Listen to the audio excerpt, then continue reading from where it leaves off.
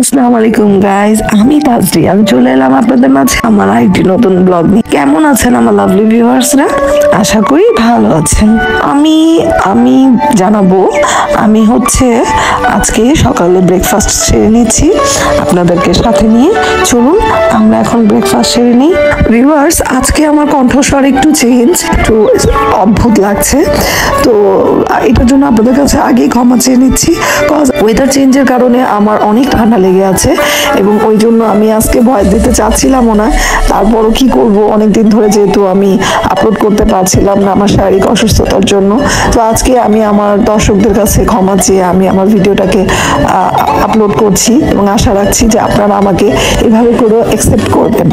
আজকে স্কুল থেকে ফেরার পথে আমার ফ্রেন্ডরা যখন জানতে পারলো যে আমার গায়ে হালকা জ্বর এবং আমার খুব কোল্ড লেগে আছে, আমার গলা ব্যথা এবং সকাল সময়টা একটু একটু ঠান্ডা অনুভূত হয় এবং হালকা হালকা শিশিরও এখন পড়তে শুরু করেছে ওয়েদার চেঞ্জের কারণে, খুব ভোরে বাবুকে নিয়ে স্কুল যাওয়ার কারণে, তো ওই জন্য হয়তো বা হঠাৎ করে আমাকে কোল্ড পেয়ে গিয়েছে। তো আমার ফ্রেন্ড আমাকে দাঁড় করিয়ে ডিসপেন্সারি থেকে আমাকে সে জোর করে ওষুধ কিনে দিল এবং সে বললো যে বাসায় যেই তুমি ওষুধটা খেয়ে নিবে। তো যাই হোক, আমি আমার ফ্রেন্ডের উপদেশে সেই ওষুধটা আমি সেবন করলাম এবং সেটাও আমি আপনাদের মাঝে শেয়ার করলাম। এবং অবশ্যই আমার বান্ধবীকে অনেক অনেক ধন্যবাদ আমাকে এটা সাজেস্ট করার জন্য। আসলে এটা খেয়ে অনেক উপকার হয়েছে।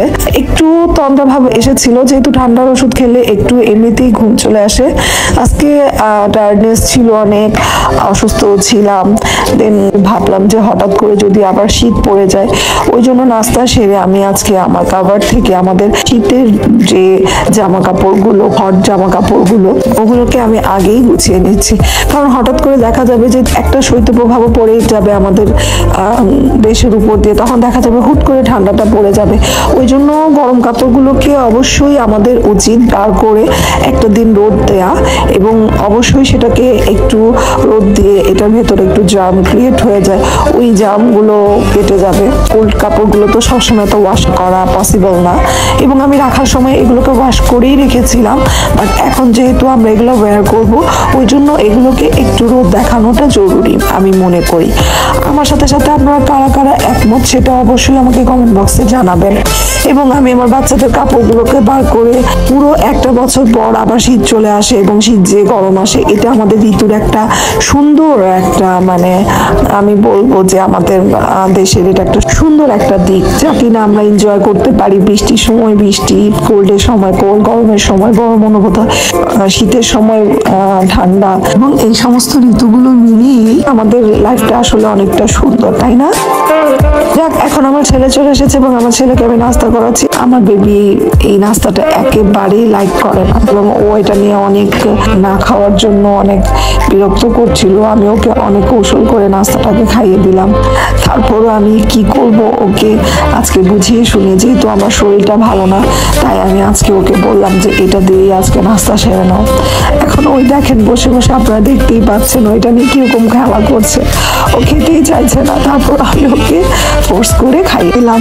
যাও ভিউয়ার্স, আজকে আমার কণ্ঠটা অনেক বাজে আসছে, এটাকে আপনারা অ্যাভয়েড করবেন এবং আমার জন্য দোয়া করবেন যেন আমি খুব দ্রুত সুস্থ হতে পারি। হঠাৎ ঠান্ডাটা আমাকে স্যুট করে নাই। আমি অনেক ঘন্টা ধরে শাওয়ার করতে পছন্দ করি, তো আমি যখন শাওয়ার করতে যাই পানি অনেক কোল্ড ছিল, হয়তো ওটা থেকেও হতে পারে। তারপরে আমি অনেকগুলো পেয়ারা খেয়ে ফেলেছিলাম, দেন আমি পেঁপে খেয়েছিলাম, জানি না, বাট ওয়েদার চেঞ্জের জন্য হতে পারে। আমি তো আর ডক্টর না, তবুও আপনারা যদি এটা সম্বন্ধে ভালো জেনে থাকেন অবশ্যই আমাকে সাজেস্ট করবেন যেন কি করলে আমার জন্য বেটার হয়। আমি একটু পর পর লুকাম ওয়াটার নেওয়ার চেষ্টা করছি এবং গার্গেল করার চেষ্টা করছি এবং অ্যান্টিবায়োটিকও নিচ্ছি এবং ওষুধও খাচ্ছি। আমার ফ্রেন্ড আমাকে রেকমেন্ড করেছে যে তুমি, ও মেডিসিন নিয়ে অনেক কিছু বোঝে এবং ও আমাকে মেডিসিন কিনে দিয়েছে, তারপরে ওতেই আমার কাজ হয়ে যাবে এবং আগামী ব্লগটা আসার আগেই হয়তো আমার ভয়েসটা ভালো হয়ে যাবে এবং আমি আপনাদের সাথে সুন্দর করে কথা বলতে পারবো। আমার নিজের কাছেই খুব লজ্জা লাগছে আমি এরকম করে কণ্ঠস্বর আপনাদেরকে শোনাচ্ছি। আমার অনেক লজ্জা লাগছে, আমাকে আপনারা ক্ষমা করবেন।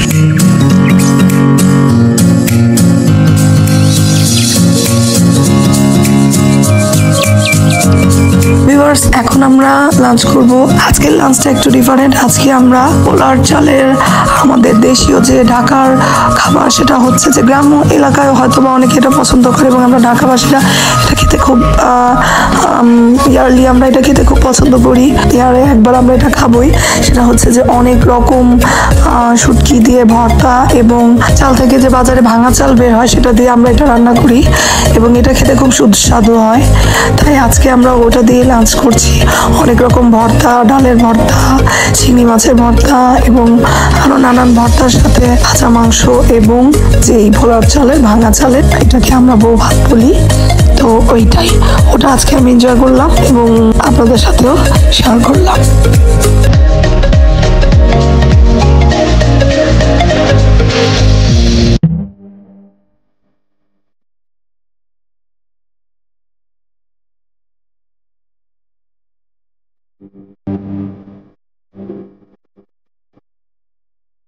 ভিউয়ার্স, আপনারা তো জানেনই যে এখন আমাদের পড়াশোনা একটু চেঞ্জ হয়ে গিয়েছে।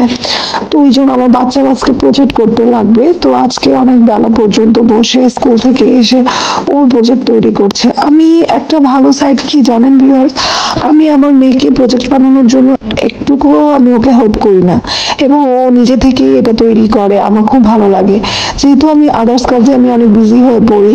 তো ও আমাকে একটু ডিস্টার্ব করে না, ও আমাকে একটুও ফোর্স করে না যে আমাকে সে হেল্প করুন। দেখি এত সুন্দর করে বসে বসে নিজের প্রজেক্টটা তৈরি করে না এবং যা কিনা আমার কাছে মানে অনেক হেল্পফুল হয়। আমি চাইলেও অনেক সময় হয়তো ওর পাশে যেয়ে বসতে পারি না যে তুমি কি করছো বা কিভাবে করেই বা তৈরি করছো। ও ফিনিশিং করে এসে আমাকে দেখিয়ে দেয় এবং আমি ওকে অনেক সাব্বাসী দিই, কারণ ও হচ্ছে যে ও না, আমার বড় মেয়ের ক্ষেত্রেও সেমই হতো।